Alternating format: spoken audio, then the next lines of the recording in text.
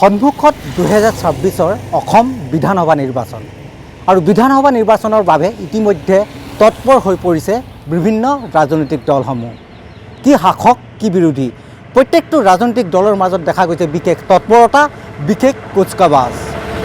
প্ৰতিটো ৰাজনৈতিক দলৰ লক্ষ্য আৰু উদ্দেশ্য মাথো এটাই, সেয়া হৈছে 2026 অসম বিধানসভা নিৰ্বাচন।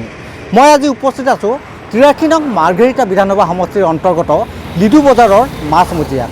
বৰ্তমানৰ চৰকাৰখনৰ দিনত লিডু বজাৰৰ উন্নয়ন হৈছে নাই বা বৰ্তমানৰ চৰকাৰৰ কাম কাজত ব্যৱসায়ীসকল কিমান সুখী, সেই সন্দৰ্ভত জানিবৰ বাবে আজি আমি উপস্থিত হৈছোঁ লিডু বজাৰৰ মাছমজিয়াত আৰু একাংশ ব্যৱসায়ীৰ পৰা আমি মতামত জানিব বিচাৰিম। চাওক আমাৰ এই বিশেষ প্ৰতিবেদন। কিমান সুখী বৰ্তমান চৰকাৰৰ কাম কাজটো ভালেই আছে, উন্নতি হৈছে, আমাৰ গোটেই অসমত ভাল কাম কাজ হৈ আছে। কিন্তু সেইটো হিচাপত আমাৰ মাইগ্ৰাছ সমষ্টিৰ লিডুৰ তেনেকৈ কাম কাজ হোৱা নাই। কিন্তু কেলৈ আমাৰ লিডুত মানে বহুতে ল'ৰা ছোৱালীবোৰ কি হয়, ইয়াত কাম কাজ নাই, যাৰ বাবে বাহিৰত যাবলগীয়া হয়। ইয়াত কয়লাৰ ওপৰত ডিপেণ্ডেণ্ট, কয়লা কেতিয়া চলে কেতিয়া নচলে। আমাৰ ইয়াত মাইনিং বৰ্ড চলে নচলে, তেনেকেই কোনো ইণ্ডাষ্ট্ৰী নাই। এটা ভাল কাম কৰিবলগীয়া কিবা এটা নিজৰ পৰিয়াল চলাবলগীয়া তেনেকৈ ব্যৱস্থা নাই। তাৰ বাবে কি হয়, আমাৰ ল'ৰা ছোৱালীবোৰ চবে বাহিৰত যাবলগীয়া হয়, তাত কাম কাজ কৰে। কেলৈ পৰিয়ালটো চলাব লাগিব ন। আহিবলগীয়া চৰকাৰখনক বা বিচাৰে আহিবলগীয়া চৰকাৰখন তেনেকৈ ভাল হ'ব লাগে, সকলৰ ভাল চিন্তা কৰিব লাগে, উন্নতি হ'ব লাগে, বিকাশ হ'ব লাগে। আৰু সেইটো হিচাপত আমাৰ মাৰ্ঘেৰিটা সমষ্টিৰ লিডু অঞ্চলটো ভাল কাম কাজ হ'ব লাগে। যেনেকৈ কাম কাজ ইয়াত নাই, কাম কাজটো হ'ব লাগে। তেনেহ'লে আমাৰ ইয়াৰ ল'ৰা ছোৱালীবোৰ বাহিৰত যাবলগীয়া নহ'ব, ইয়াতে থাকিব। আমাৰ পৰিয়ালবৰ্গবোৰ ইহঁতি ইয়াতে থাকি পেলাই চলাব পাৰিব। সেইটোৱে মই অনুৰোধ কৰিছোঁ চৰকাৰৰ পৰা। চৰকাৰক অনুৰোধ কৰিছোঁ যে আমাৰ লিডু মাৰ্ঘেৰিটা সমষ্টিটো অলপ চাব লাগে। কেলৈ আমাৰ ইয়াৰ পৰা উন্নতি, ইয়াৰ পৰা কয়লা ইমান লাখ লাখ কৰোৰ টকা কমাই আছে চৰকাৰে, বাহিৰত গৈ আছে। তো এইটো হিচাপত আমাৰ লিডু তেনেকৈ উন্নতি নাই, এটা হস্পিটেল নাই, ভাল এটা কাৰখানা নাই, এটা ইণ্ডাষ্ট্ৰী নাই, কিবা ভাল ব্যৱস্থা চিন্তা কৰিব লাগে আমাৰ লিডুৰ কাৰণে। কেলৈ আমাৰ লিডুৰ পৰা ইমান কৰোৰ টকা কমাই আছে চৰকাৰে। তাৰ বাবে চৰকাৰৰ ওচৰত অনুৰোধ কৰিছোঁ আমাৰ লিডুৰ ফালে অলপ চাব লাগে। নিৰ্বাচন বৰ্তমানৰ চৰকাৰৰ কাম কাজত আপোনালোক কিমান সুখী? আমিতো বহুত সুখী, কাৰণ খালি চাৰিওফালে ৰাস্তা পদূলি চব অ'কে। অলপ কাম বাকী আছে, সেইটোও হৈ যাবগৈ এইকেইদিনত। আৰু তোমাৰ আমাৰ দোকানদাৰীও ঠিকেই চলি আছে, আমিও ভালকৈ চলি আছোঁ। তো কি অসুবিধা আছে? চাউল দাইল চব ফ্ৰী দিয়ে আছে, চবফালে সুবিধা হৈ আছে, তো কোনো অসুবিধা নাই। বৰ্তমানৰ মানে আপোনাৰ চৰকাৰখনৰ ওপৰত সম্পূৰ্ণ ভৰসা আছে, আস্থাও আছে।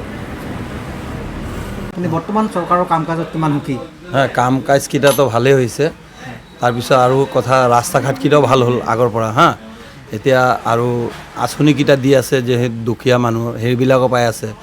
স্কুলৰো সা সুবিধা চব দি আছে। বাচ্চাকেইটা দেখি চাইকেলত চলি এতিয়া গৈ আছে।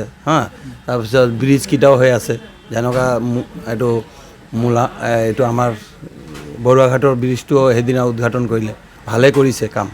কাম কাজকেইটা বহুত ধুনীয়া হৈ আছে। কিন্তু বহু লোকে আজিও চৰকাৰী সুবিধা পোৱা নাই। কিন্তু আমি দেখি আছোঁ যে ছাৰ্ভে চলি আছে, প্ৰচেছ কৰি আছে চব, যে ঘৰকেইটা আহি আছে মানুহৰ। সেইটোতো অলপ টাইম লাগিবই। কিমান নম্বৰ দিব 100ৰ ভিতৰত? 100ৰ ভিতৰত আমি 100%ই ক'ম যে ভাল। বৰ্তমানৰ চৰকাৰৰ কামটো ঠিকেই আছে, আৰু অলপ মানে হ'ব লাগিছিলে, এইটো হোৱা নাই। তো আমাৰতো লিডু এটা সৰু মৰু অঞ্চলে হয়। সৰু মৰু অঞ্চল হ'লেও মানে ইয়াত মানে ইনকাম চ'ৰ্চটো বহুতেই আছে, কিন্তু এইটো চব চৰকাৰৰ হাতত আছে। চৰকাৰে পাৰিলে 2-4টা মাইনিং কৰি দিব পাৰে। আগততো আছিলে এইবিলাক মাইনিংবিলাক, কেলে বন্ধ হৈ আছে, আৰু পলিংডেও বন্ধ হৈ আছে।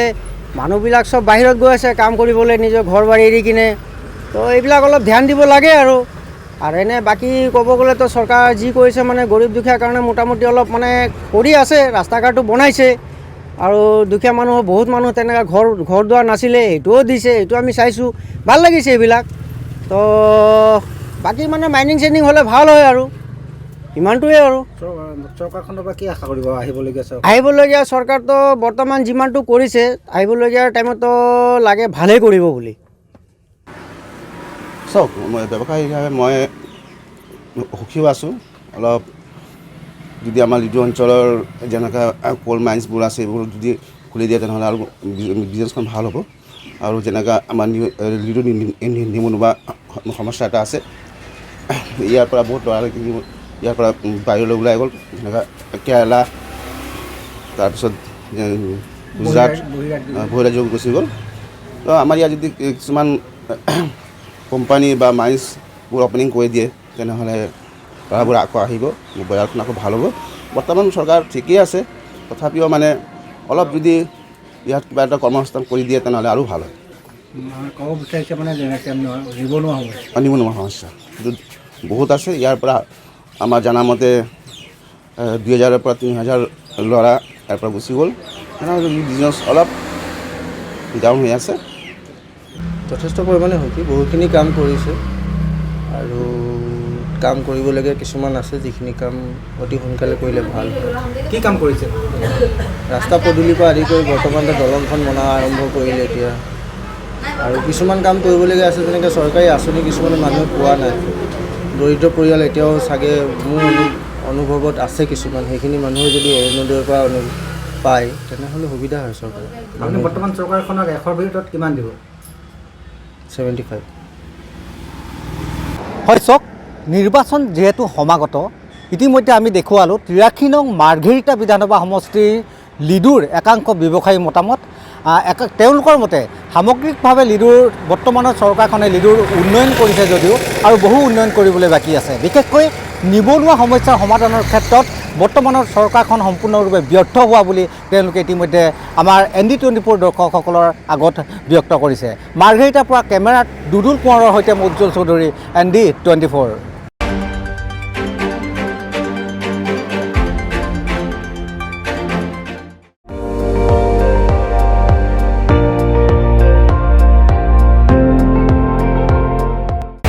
আপুনি চাই আছে ND24, সৰ্বশ্ৰেষ্ঠ নহয় সৰ্বোত্তমৰ দৌৰত।